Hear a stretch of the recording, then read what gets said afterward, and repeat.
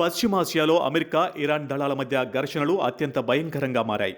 శనివారం నార్థాన్ ఇరాక్లో కూల్చివేసిన ఒక Iran attack డ్రోన్కు సంబంధించిన పేలని ఆయుధాన్ని క్లియర్ చేస్తున్న టైంలో అది సడన్గా బ్లాస్ట్ కావడంతో ఒక అమెరికా సైనికుడు మరణించగా మరొకరు తీవ్రంగా గాయపడ్డారు. అంతకు ముందు రోజే జోర్డాన్ మిలిటరీ బేస్పై జరిగిన డ్రోన్ అటాక్లో 2 యుఎస్ సోల్జర్స్ చనిపోయి మరొకరు మిస్సింగ్ అయిన సంగతి తెలిసిందే. అయితే తాజాగా ఆ లొకేషన్లో కొన్ని గుర్తు తెలియని మృతదేహాల అవశేషాలను గుర్తించామని, వాటిని వెరిఫై చేసే ప్రాసెస్ నడుస్తుందని యుఎస్ సెంట్రల్ కమాండ్ అనౌన్స్ చేసింది.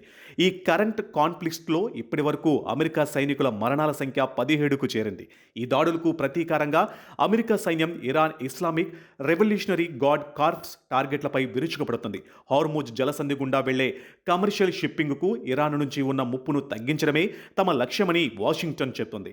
గత 3 వారాలుగా అమెరికా జరిపిన దాడుల్లో ఇరాన్ కనీసం 50 మంది చనిపోయారని, 500 మందికి పైగా గాయపడ్డారని అక్కడ హెల్త్ మినిస్ట్రీ ప్రకటించింది. అయినప్పటికీ ఇరాన్ ఏమాత్రం తగ్గడం లేదు.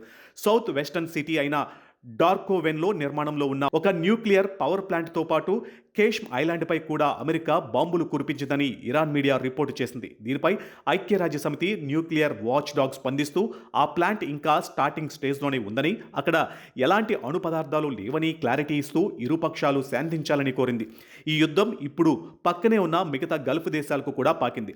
జోర్దాన్ వైపు దూసుకువచ్చిన 4 ఇరాన్ మిస్సైళ్లలో 3ంటిని ఆ దేశ మిలిటరీ గాల్లోనే కూల్చేసింది. ఒకటి నిర్మానుష్య ప్రాంతంలో పడిపోయింది. అంతకుముందు ఆకాబా పోర్టును ఇరాన్ టార్గెట్ చేయబోతుందని అమెరికా వార్నింగ్ ఇవ్వడంతో జోర్డాన్ అలర్ట్ అయింది. తమ దేశ సెక్యూరిటీ అనేది ఒక రెడ్ లైన్ అని, దాన్ని దాటితే ఊరుకునేదే లేదని హెచ్చరిస్తూ జోర్డాన్ ప్రభుత్వం ఇరాన్ రాయబారిని పిలిపించి స్ట్రాంగ్ ప్రొటెస్ట్ తెలియజేసింది.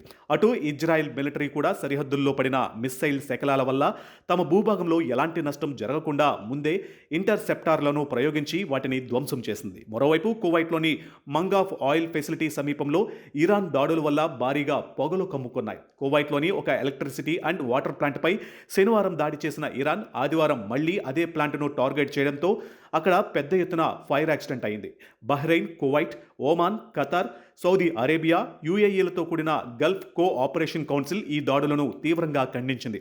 ఇరాన్ సివిలియన్ ఇన్ఫ్రాస్ట్రక్చర్ను టార్గెట్ చేయడం ఇంటర్నేషనల్ లాస్ ఉల్లంఘించడమేనని మండిపడింది. అయితే ఇరాన్ మాత్రం తాము మాత్రమే కాదు, అమెరికా కూడా ఈ వారం మొదట్లో తమ దేశంలోని బ్రిడ్జీలు, ఎయిర్పోర్ట్, రైల్వే స్టేషన్లను ధ్వంసం చేసిందని ఆరోపించింది. దీనికి అమెరికా స్పందిస్తూ తాము కేవలం మిలిటరీ లాజిస్టిక్స్ బేస్లను మాత్రమే టార్గెట్ చేశామని క్లారిఫై చేసింది. నిజానికి ఫిబ్రవరి 28న ప్రారంభమైన ఈ భయంకరమైన యుద్ధాన్ని ఆపడానికి జూన్ నెలలో అమెరికా, ఇరాన్ల మధ్య ఒక ప్రిలిమినరీ అగ్రిమెంట్ కుదిరింది. కానీ ఆ ఒప్పందం కేవలం నెల రోజులకే బద్దలైంది.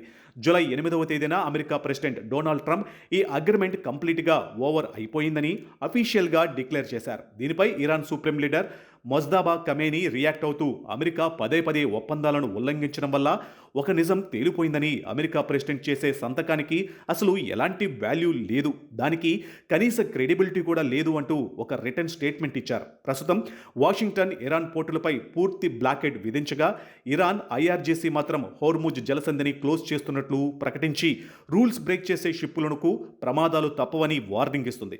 ఈ మైండ్ గేమ్తో పశ్చిమాసియా మొత్తం ఎప్పుడు ఏం జరుగుతుందో తెలియని ఒక డేంజర్ జోన్గా మారిపోయింది.